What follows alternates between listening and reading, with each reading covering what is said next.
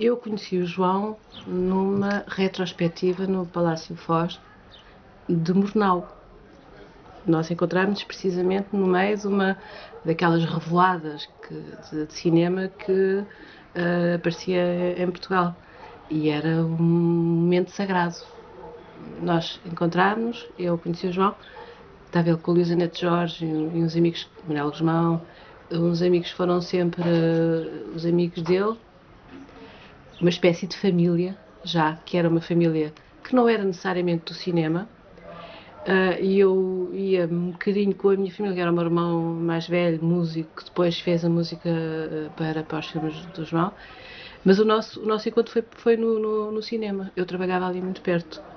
Foi no Murnau, eu traduzi-lhe, porque estava a estudar alemão, germânicas, eu traduzi-lhe as legendas. Depois, eu já via cinema, mas assim, nesses momentos, o João vivia imerso em arte. Realmente era embora fosse bastante mais velho do que eu, era totalmente imerso em literatura, poesia, cinema. Cinema não se via cá, praticamente, a não ser nessas revoadas que aconteciam na Cinemateca, graças ao Dr. Félix Ribeiro, que o João, aliás, muito apreciava. Porque era meticuloso, porque respeitava as cópias, porque ia procurar filmes que até podia nem sequer gostar. E isso permitia uma relação pessoal, física com a Cinemateca. Portanto, o João era um rato de Cinemateca. Como era pobre, muito pobre, não podia ir lá fora ver filmes, que era o que se fazia na altura. Mas as suas viagens eram míticas. Míticas, eu fui sabendo depois. Eu era muito novinha, tinha 19 anos. Vim a saber que o João tinha ido a Paris. Nunca, não tinha onde estar, mas quando tinha ia a Paris, ou interrompia, por exemplo, interrompeu as filmagens dos sapatos. Por acaso ia comigo. Depois.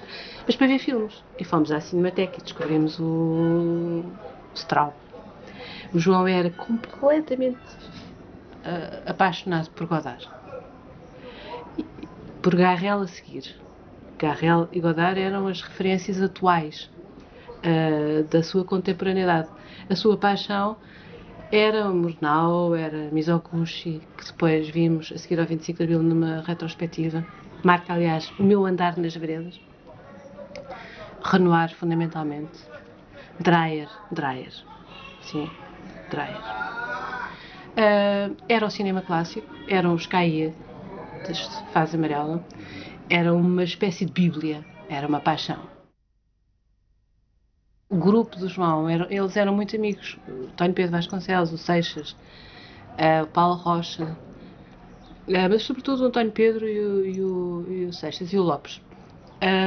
Sobretudo o António Pedro sabia de cor tudo, sequências inteiras, era uma coisa que me impressionava imenso. O Paulo falava do Sr. Oliveira, o Sr. Oliveira, o Sr. Oliveira. Era uma coisa um bocado distante. O João apreciava imenso o Sr. Oliveira, sobretudo. Sobretudo, na altura era o Ata Primavera, né? E depois havia a paixão pelo Rossellini, que o João Bernardo trouxe cá. A Gulbenkian trouxe cá e nós conhecemos o Rossellini em casa do João Bernardo e na Gulbenkian. Havia, portanto, uma espécie de paixão radical pelo cinema. Radical. Tinha uma relação com a literatura e com a música igualmente passional e igualmente obsessiva é uma palavra que redutora. Era uma ligação relacional com isso e era muitíssimo cultivado. Portanto, nós íamos a Paris e trazíamos sobretudo música e livros. Era uma coisa, íamos à boleia, andávamos com malotes carregados, era um sofrimento, mas era gastar os tostões todos em discos. Camões, que é assim, provavelmente a grande música de fundo íntima do João. Diogo Bernardes, Bernardino Ribeiro, Carlos de Oliveira, há um fluir musical O João começou por publicar um livro de poemas. O João é fundamentalmente um poeta. Isso para o João era ouvir a musiquinha primeiro. Podia estar meses sem fazer rigorosamente nada, no sentido de não fazer nada físico, enquanto, isto é, não ter atividade nenhuma adjacente e deixar a coisa crescer dentro dele. Era fundamentalmente através da leitura e da música. E aparecia depois no papel. O João começa sempre pela palavra escrita, no caderno. Tudo é pensado, escrito e ouvido. E depois vem a relação visual. Acho que é depois. É relativamente secundária, talvez. São as pessoas, é a realidade que aparece como qualquer coisa que ele reconhece como outro ser, que merece a relação. A matéria não era necessariamente ele. Havia uma relação relacional com as coisas, com o amor, com o par, com o outro e com o mundo, que implicava uma espécie de obediência à verdade, um rigor, que implicava estar no ponto certo, encontrar o tal ponto certo que o Fritz Lang falava, e o João estava muitas vezes, citava muitas vezes isso, e ao mesmo tempo também citava Rossellini: a verdade está lá, as coisas estão lá, para que manipulá-las? É preciso esperar o milagre. E o milagre era a natureza, a realidade, a verdade, a essência. E o João era capaz de esperar. O tempo do João, a durée, para o João era um traço distintivo, era alguma coisa que tinha a ver com o respeito pela realidade do outro, pelos outros. Todo o tempo e todo o espaço é uma espécie de formulação mágica da liberdade e também do poder de resistência. O João tinha esse poder de resistência como ninguém. E isso significava o seu próprio sacrifício, muitas vezes a sua imolação física. O que acontecia com isso? Acontecia que os filmes quase sempre passaram a ser outra coisa a partir de uma certa altura. Continham em si um embrião do que não podia ser. E em vez de apagar fogos e disfarçar, que é aquilo que a maior parte das pessoas têm que fazer, não, punha-se completamente em causa. E conseguiu, apesar de tudo, gente como o Paulo Branco, que aguentou a parada. Não é fácil. Não é? Mas quase todos os filmes do João, e o Paulo acho que percebeu isso muito bem, continham o erro de si próprios. Havia um momento em que ele ia encontrar. Renascia tudo. Se transfigurava tudo. Entrava uma espécie de dimensão metafísica. Passava do objeto criado a criador. Bom, essa reviravolta era qualquer coisa que era impressionante no João. Ele dominava totalmente, mas para isso era preciso tempo. Era muito lento e depois muito rápido. Isso de onde não é fácil encontrar vestígios disso, porque isso era um processo interior. Por isso é que só podia trabalhar com pessoas que muito silenciosamente assistissem a isso, sem pôr em causa. Para já não admitia ser posto em causa. Segundo, isso era burrice, eram as tais armadilhas humanas em que muita gente cairia naturalmente. Atores, por exemplo. A Branca de Neve, de certo modo, é o máximo, é o limite desse processo. As coisas normalmente derivavam naturalmente de um filme para outro. O cinema do João veio sempre da sua relação com a vida, muito sempre tudo muito pessoal, com um território muito reservado à sua vida e àquilo que lia. A sua vida era o que lia, o que ouvia, como estava, isto para além de todas as memórias para trás, curiosamente estão mais neste filme último do que explicitadas nos outros. Os filmes ligavam-se naturalmente, mesmo que com anos de diferença, todos eles tinham ligações entre eles.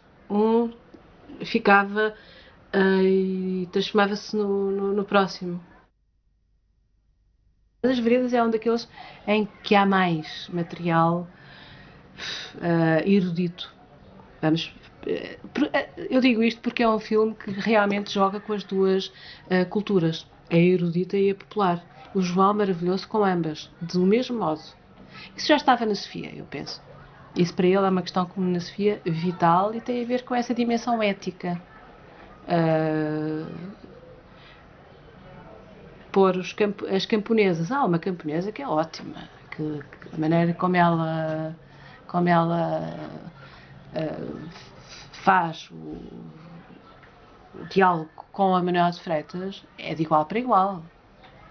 E o João tratou-as de igual para igual. Eu acho que por causa desse momento a esse nível é fulcral. O João era completamente contrário a qualquer representação. Fosse o que fosse. Que representasse outra coisa. Que não fosse a sua verdade. O João era contra. Era alérgico. Era incompatível. Isso sempre lhe complicou a vida. Por isso é que ele tinha uma relação tão complicada com os atores. Eu nunca fui atriz. E nunca estive ali como atriz. Nunca. Mas nem um segundo. Aliás, eu nem sequer liguei nenhuma. Não tinha importância nenhuma. Eu trabalhava com o João, era a sua mulher, era natural, não havia divisão. O João era de uma pureza total, não havia divisão entre trabalho e vida. Eu acho que nem sei se dinheiro. Não se colocar. Quer dizer, é verdade que era muito nova, mas não era só isso do ser muito nova. Havia gente que trabalhava da mesma maneira. A Manuela de Freitas, por exemplo, que era uma atriz. A relação no cinema do João, não sei se ela pode explicá-la puramente no campo da sua atividade como atriz. Acho que não. Acho que não, tem a ver com ela. O tal lado muito idealista, no sentido filosófico do termo, e romântico do João. As pessoas trabalhavam. Porque é que era assistente? Eu nunca fui assistente de realização a sério, agora seria absolutamente incapaz, seria de uma incompetência total. Era assistente de realização, até fui produtora. Isto explica a relação total do João com as coisas. Por isso é que se implicava de tal maneira, que toda a gente se implicava de tal maneira, que a coisa era sempre uma parada altíssima. Era tudo sempre em jogo, todo o tempo. O preço foi esse, foi a solidão radical e o isolamento. O isolamento, o isolamento. Muito grande. Também porque não há muitos outros no cinema que lhe interessassem. O João estava sempre a par do que era feito e era muito relacional com o Straub, sabia tudo. Godard, Moulet, quer dizer, os poucos que interessavam ao João, estava muito, quer dizer, não era um rato de cinema, ultimamente, porque isso já agora é impossível. Mas era uma pessoa que nunca cortou o laço relacional com os outros, só que esses outros eram cada vez menos. A realidade começou a ficar acessória, excetuando a sua realidade interior, que era a que o seu corpo mostrava, que era filmável pelo corpo e pela palavra, pelos rituais. O despojamento passou também a ficar muito nos últimos filmes do João ritualizado, numa mise-en-scène muito sacrificial, muito crística, muito ligada à estrutura da cruz, em que há um altar em que o corpo dele simultaneamente é adorado e martirizado. Essa ideia sacrificial sempre esteve, aliás, em toda a obra do João. O altar, a cruz, essa estrutura, a maneira frontal de enquadrar, por exemplo. Acho muito lembrar as coisas de Piero La Francesca, porque não é contra a perspectiva, antes pelo contrário. No entanto, a imagem fundamental, a estrutura do espaço, é a cruz. Passou a haver uma espécie de volúpia de si próprio, como o sujeito e o objeto. o amador que se transforma na coisa amada. É provavelmente a imagem mais central, mais íntima. No último filme há uma atenção linguística à oralidade, à escrita, à música da escrita. É profundamente camoniano, mas também tem um lado, os surrealistas estão lá todos. Isso eu acho que é uma dimensão muito rara e completamente consciente. Não, não foi nada nunca por acaso. O voltar sereno,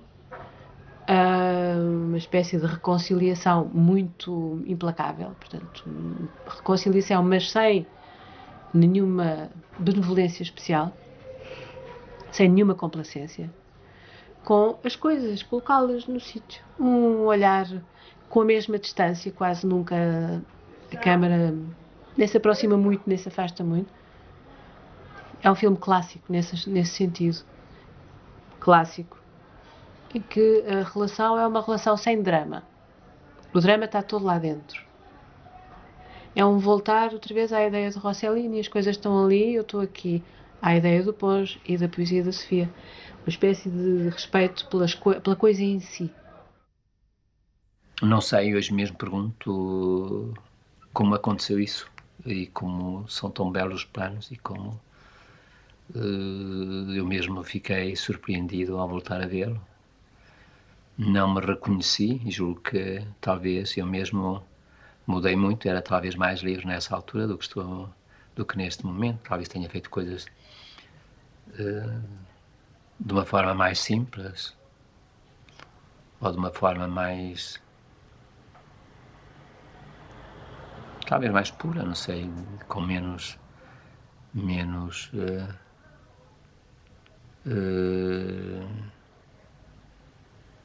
cargas que vêm talvez de um conhecimento já mais avançado, de outros filmes que fiz, de outras aquisições estéticas que adquiri, bom, e A Flor do Mar é um filme para mim muito simples e muito puro, mesmo do ponto de vista formal. Tem um ou outro filtro, uma outra filtragem, há efeitos de luz, sobretudo no interior da casa, quando a Manuela de Freitas se desloca e que bom, a luz vai vindo.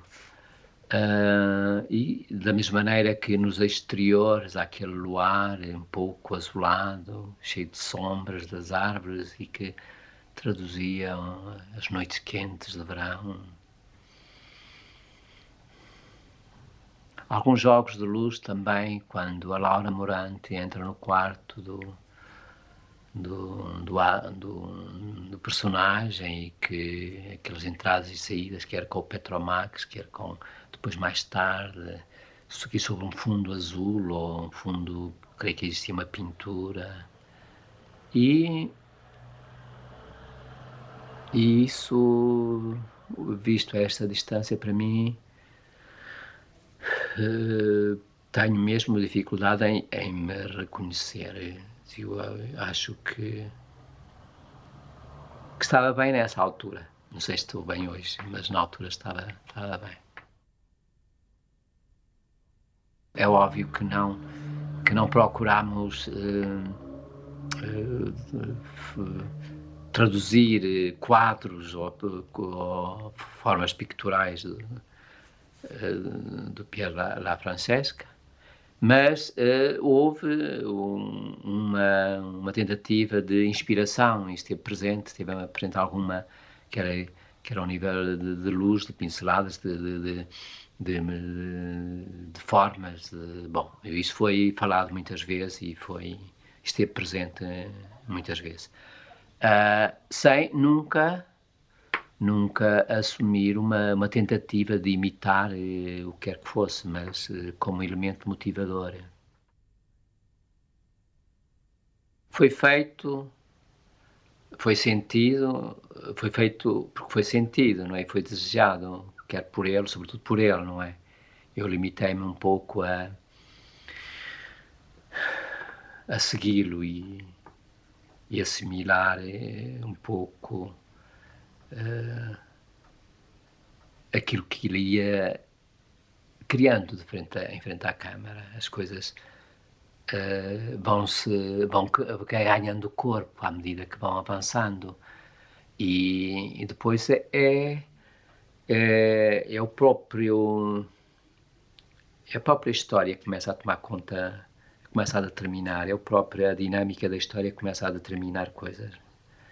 E isso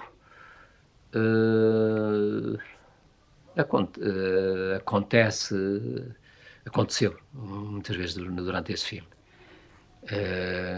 Situações de luz que fomos surpreendidos por elas e que as integramos, outras que foram criadas expressamente, e outras que foi o João César que diz, bom, mas não gosto disso, quero tudo mais simples, ou de uma única luz, muitas vezes há uma única luz. E não é um trabalho, a luz não é um trabalho, e a fotografia não é um trabalho de uma pessoa, é um desejo coletivo que começa no realizador. E para isso contribuem muitos outros fatores, mas é difícil fazer uma boa fotografia quando não existe esse desejo.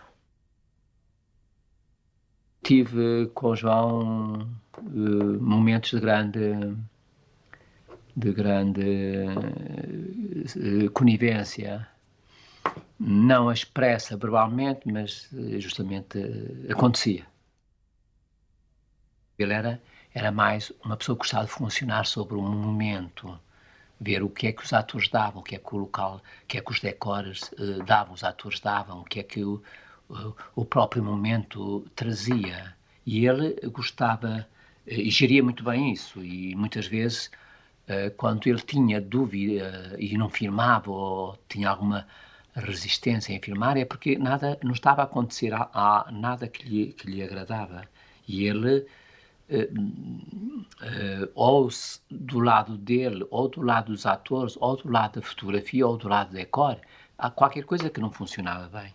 E quando ele só filmava quando realmente havia alguma coisa em frente à câmara, quando acontecia alguma coisa em frente à câmara. Bom, e isso nem sempre é explicado, quero isto, é aquilo, era sentido e era vivido no próprio momento e descoberto no próprio momento. Constato que para ele a luz cada vez foi sendo um elemento muito importante e por vezes sujeitava a mise-en-scène às questões de luz, de forma a que ele utilizasse única e exclusivamente, ou tanto quanto possível, a luz natural.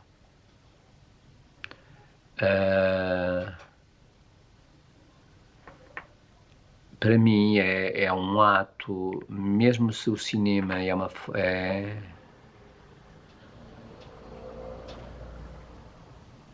não é uma forma de transfiguração, a luz pode ser também uma forma de transfiguração. O João César, julgo que para ele era importante que houvesse uma maior pureza em tudo, e gostava pouco dos artifícios e talvez dos grandes, daquilo que soava um pouco artificial. Daí ele preferir a luz natural, e tem razão, porque a luz natural nada é tão belo como a luz natural.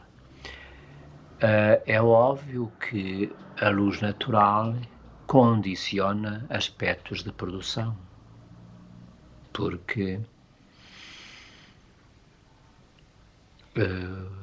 ou há raccords de luz, ou se transgridem os raccords de luz, ou nem sempre há luz natural.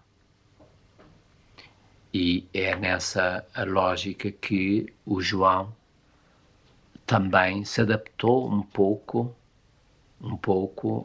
a sua mise-en-scène à luz. à luz natural que havia, aproximando-nos das fontes de luz natural, e admitir e aceitar atos negros, pontos negros em que o personagem não se vê e, portanto, transita. Portanto, mas isso é uma coisa perfeitamente assumida no João César.